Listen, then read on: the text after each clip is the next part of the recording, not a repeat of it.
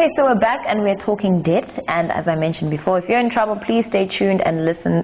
This is very important for you. Okay, how can I check my credit? Because a lot of people, you know, they're like, no, but I need to see what do you mean? That's extra and the interest rate went up, so because I missed a payment, now the interest has gone up. How do I check my credit record and if they put me on the ITC? Okay, it's a very good question. It's very simple. Firstly, if you have access to the internet, you are able to check your own credit record by going into the credit bureau. There are currently 3 credit bureaus.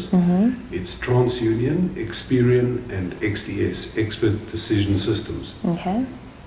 Now, simply you can log into their website and register, and by giving them your own current details, they will allow you to actually view your own credit record. And that is for free within a 6-month or 1-year period. I'm not entirely sure, but it is free to do that. The other method, of course, is just to phone them, and they will also help you with that. If you feel that you've been unfairly listed as a defaulter, then you are able to discuss it with them, and you can put in a complaint, and they will look at that as well. I just want to mention that there are basically 3 types of listings. The very first one is a default listing. Now that means you went to a retailer, a furniture retailer, you bought on credit, and then what happened is you didn't pay. So then they handed the customer over to us, the debt collectors, and just with that handover they are then allowed to list them, and we also do listings on behalf of our clients. And that listing stays against your name for 2 years. It's a default listing. It cannot be removed any longer. Only as recent as September last year, the Credit Bureau Association has in fact come out with a new ruling where it cannot be removed. However, you can mark it to say that it has been paid, but it won't come off your record. So that's against your name for 2 years. The second listing is what we call a judgment listing. This is where a debtor has in fact bought a set of furniture. He hasn't paid the retailer, and they have actually taken judgment against him.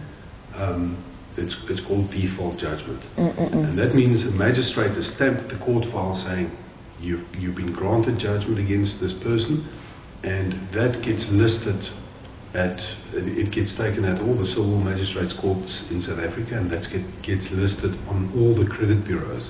That stays against your name for 5 years. And then you have the last one, which is sequestration. It's generally business people, but it can also be individuals where they've overcommitted themselves on properties. They can be sequestrated. Okay. Nothing about horse racing and a horse being sequestered. It's similar to a company being liquidated, a person being sequestrated, and really what it means is that all your assets are sold, all your liabilities are paid, and because there's a shortage. And then that gets listed against your name for 10 years on the credit bureaus, and after 5 years you can reapply for rehabilitation through the court system. Okay. So those are the 3 types of listings that you can get. Sure. And then now when, for example, if I owe the bank and my car, and a debt collector comes, you know, these repo guys, they're very aggressive, as we've seen in these reality shows. Can a repo guy just come to my house anytime and just take my possessions? What rights does a consumer have? Okay. Yes, they can. They have to be genuinely registered as debt collectors, but they have to have a court order. Once again, it has to conform to the rules. The Debt Collectors Act is very, very definite about this. You cannot do it at certain times, for example, and so they can't rock up like at 12 p.m. and, you know, when they know you're going to be home, and say, hey, we see the car, you better give it now. that is completely against the law. Okay. It's if you have a problem with someone doing that, you can lodge a complaint with the Debt Collectors Council or the National Credit Regulator. That is not allowed. But the fact is that generally you have to understand that it's a very, very tough job for these guys. Would you like to be a repo man? No, not at all. I mean, they're very aggressive, hey? I mean, they threaten you, and I know, you say the companies like yours don't do that, but when you hire out the repo guys, they're very aggressive. They threaten, and they just make you feel very on edge. Okay, well, the reason is fairly simple, because they have to get the vehicle back that you have not paid. So it's a difficult job, and people do make it difficult for them as well, and it is a dangerous job. And we've seen some things happening with sheriffs in this country, which it isn't a nice job to have. So what has happened? It's just a sheriff was delivering a summons, and he was actually killed. He was shot by the recipient. Oh my gosh. And these things happen because it is a matter of there is friction. There is, it's not an easy job. And meantime, the sheriff was just trying to do his job. Yeah, it's very sad. And then, you mentioned, at some point, a company can go into liquidation, etc. When is it the right time for someone to declare bankruptcy, or is that only for millionaires? Okay, that's a very good question. I'm not exactly sure how to answer it, but I'm going to try. Okay, let me maybe if I rephrase it. For example, when can you declare bankruptcy? What is bankruptcy, and when does it apply? Absolutely. Well, bankruptcy is very simple. Your assets, or your liabilities rather, exceeds your assets.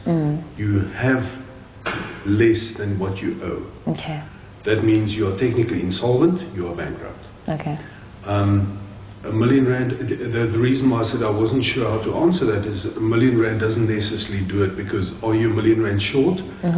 If you have R1 million in assets and R1 million in liabilities, that means you're worth nothing, but that doesn't mean you're bankrupt. Okay. So you would have to look at each case individually, and therefore when there's an application for sequestration or an application for liquidation. What's sequestration? Sequestration is for a person.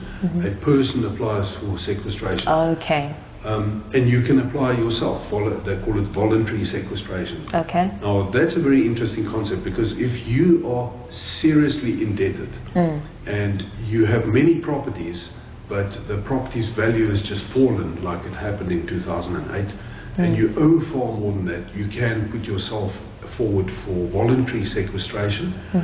It's a court procedure, and the judge will decide whether it in fact is permissible to put you into sequestration, just like it would be a company if it's a liquidation matter.